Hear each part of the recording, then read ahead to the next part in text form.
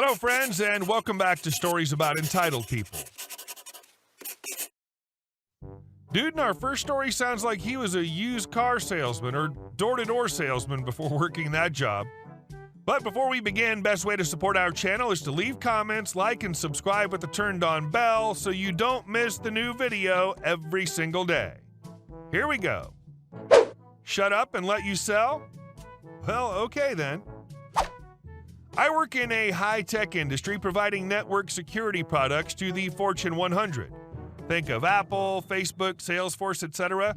My job is as a sales engineer, which is to work with a direct sales rep and make sure that the solution presented is correct, solves the problem, and fits the customer's business needs. The job of the sales rep is to manage the relationship and to guide the sale through the qualification to purchase process. It's not their job to be the engineer on the account, that's my job. The two of us go to the account together and work face-to-face with the customer teams. Often this begins at the C level, like Chief Technology Officer, and then works its way down to the department teams. Security team, network team, IT team, procurement, legal, etc. I've been doing this job for a long time, and I'm good at it. I get glowing reviews from my customers because I work really hard to make sure I understand their issue and to make sure that the technology fits their need. At a prior company, who shall remain nameless, I worked with a handful of really recognizable accounts that I won't name here. I'd been at the company for over 4 years, and I was very successful at it. A new sales rep was brought in with the expectation that he would begin with smaller accounts in order to learn the products and get his feet wet with relatively low-risk customers. In the matter of a few months, he went through 2 of my peers who didn't want to work with him anymore. He was making sales, but they weren't happy with him and requested to be moved to a different rep. Normally, I wouldn't work on smaller accounts since I was a senior person in my role, but my boss asked me to work with the guy and see if I couldn't find the problem.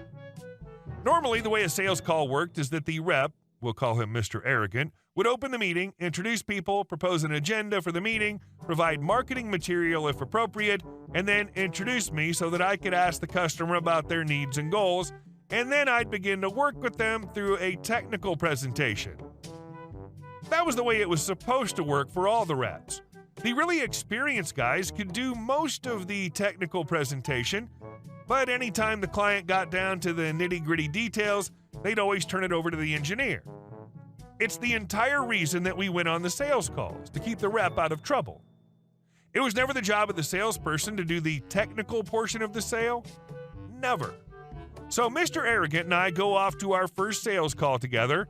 As we ride over in his car, we talk about the customer, the kind of business they're in, and possibly what products they might need. This is all pure speculation. We don't know the customer's problem yet, let alone their network or environment. I volunteer that I've worked with this customer in the past and I'm comfortable with their environment, but it might have changed. As we're riding in the car, he says to me, "Okay, OP, I know all I need to know. When we go in, let me do all the talking." He's been with the company for a month or 2. I tell him gently that this is a bad idea and he should do his job and I'll do mine. He's having absolutely none of that. Mr. Arrogant tells me in completely clear terms that this account is his account, not mine, and he'll not let me in the room unless I let him sell. He knows more than I do, and I should sit back and learn from him. I try gently, several times, to get him to let me do my job. Absolutely not. So I text my manager while we're sitting in the customer lobby with the description of the situation. My manager texts back something to the effect of, "Mr. Arrogant believes he can do your job? Let him try." So cut to the meeting. Mr. Customer has the head of security, the head of network, and the head of IT all in the conference room. Mr. Arrogant begins his marketing pitch.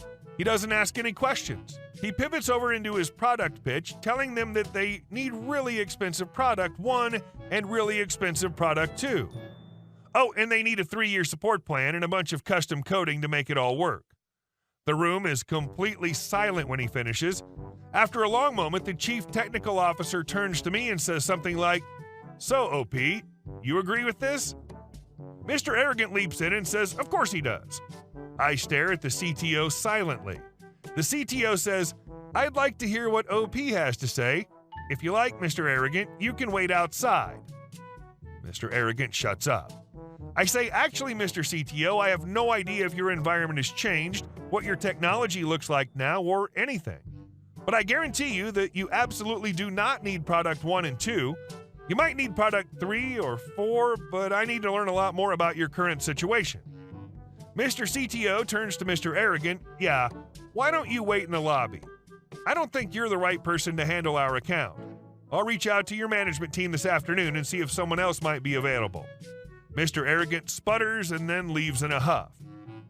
Needless to say, I needed a lift back to the office when the meeting ended, but no one ever had to work with Mr. Arrogant ever again, as far as I know. His desk was empty the very next week. What a complete narcissistic jerk. Probably wanted all the credit for the sale so he could get a bigger bonus. Good he quit so he didn't have to be fired and be eligible for unemployment. And I'll bet no good reviews came his way after this either. And our second story. Boss's girlfriend thinks she knows my job better than I do. Let me set the scene for you. So I've been an apprentice at a small bookstore for the past 2 years now, only recently passed my exam to make me a certified bookseller. Before that, due to a very toxic work environment during COVID times, the only other full-time working employee whom I looked up to as kind of a mentor quit barely 4 months after I started my apprenticeship. And I've had to bend over backwards ever since, trying to fill the holes that were created when she left. These past 2 years have been interesting, to say the least.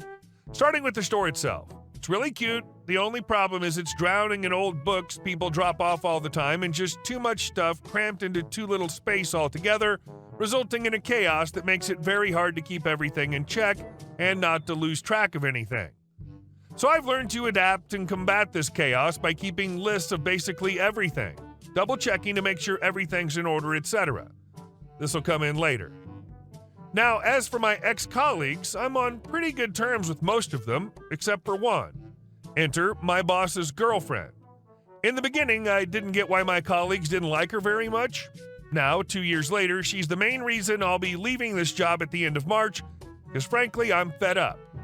If I put everything that happened in these 2 years into this post, it'd be very long, so I'll just cut to the chase.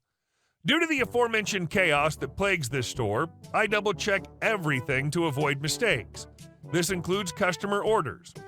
Basically, we get the books, I find out who the book is for, I call the customer to tell them their book is ready to be picked up by them.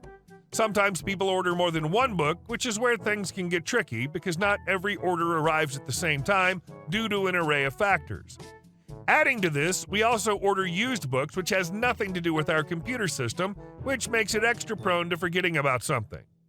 Because this happens a lot with orders that include more than one book, I just like to take a quick glance at the computer system to make sure nothing's missing from the order before I call, because in the past 2 years, I've made the experience that people tend to get annoyed after a while if you keep calling them about an incomplete order. So, say you've ordered 5 books and only 4 arrive, with the next one probably arriving the day after, we'll wait until everything's complete, and then we call. Obviously, there's exceptions, but you catch my drift. Then a few weeks back, the girlfriend noticed I was doing this and started to exclaim her dissatisfaction with the way I was handling the customer orders. She thinks doing this quick extra step cost me valuable time that could be spent elsewhere. I'd like to add that she spends a lot of the afternoons in the store online shopping and being on phone calls with her daughter, and is all in all completely unnecessary. I thought that this was, excuse my language, a pretty crap opinion since she rarely ever does the customer calls. I tried to tell her why I personally think this step takes away the risk of confusion and customers getting annoyed. She then proceeded to tell me, well, it doesn't matter what you think, this is our store. This pissed me off because if I weren't there, the store wouldn't be running in the first place. They managed to get almost every other employee to quit with the work environment they've created the past 2 years, and I'm the only one who's in the store every day from 9 to 6. She also made it a point to tell me how she thinks it's rude that I always talk back and always have to have the last word. I took this pretty personally. I genuinely just want to bring good ideas in and make the workflow as smooth as possible. And if someone comes along with a point like this, I feel like I have to make them see my point of view. Anyways, since I won't be in the store much longer and I've run out of craps to give, I've decided to do just as she told me. Now, say you've ordered 5 books from us, 2 arrive on the first day, you get a call from us, you ask, really? All 5 books are there already? I say, oh no, sorry, only 2 arrived today. Then the next day another 2 arrive, you receive another call from us, surely we're calling because everything is ready to go now, right? Right? Wrong. You see how this might get annoying after a while? So yeah, I just stopped double checking and everything just kind of went downhill from there. At risk of my seeming unprofessional, but to my great satisfaction, customers are getting more and more irritated with each call where I don't seem to know their entire order, incomplete orders, etc. It would have gotten to this point sooner or later anyway, since I'll be gone by the end of September. It just gives me that little bit of personal satisfaction after 2 years of this insanity. Fallout is that 1, customers aren't happy, and 2, OP's quitting.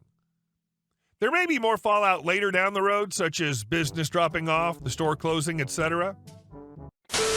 And our last story.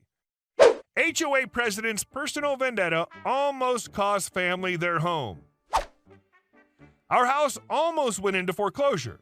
When we bought it, they decided they suddenly wanted more than we had agreed on and could pay, but told us we couldn't back out or they'd sue us for even more. And every lawyer we called said going after the company we were buying from would be career suicide. Anyways, after 12 years of bullcrap, the bank was at our door. However, we were in court going through a bunch of bullcrap with a crappy judge and a crappy bank when our HOA suddenly started mailing our monthly letters to our bank. They went as far as to tell the bank our house was disheveled because we have a basketball hoop, breaking the HOA rules, but F them. However, the house had long been put back in our name at this point, not the bank's. Then they suddenly sent a letter saying the HOA hired a second lawyer just to keep tabs on our situation and that we were required to send them copies of all our paperwork and pay for these second lawyer fees. Long story short, we found out the HOA president, our next-door neighbor, was trying to get us kicked out so he could buy our house cheap for his fresh out-of-prison drug addict stepson, whose daughter lives with them because he lost all custody and the mother OD'd recently. F you, Walt. I never bothered to confront him. We won our house back in court and are just tired of all the crap, so we left it alone. Also make an effort not to piss off the neighbors. You never know how low someone will react when they're angry, especially when they know where you live. Lesson learned. Never underestimate the power of a determined homeowner, and never underestimate the drama lurking within the seemingly tranquil confines of your local HOA. Hey guys, thank you all for watching the video. I'll see you in the next one.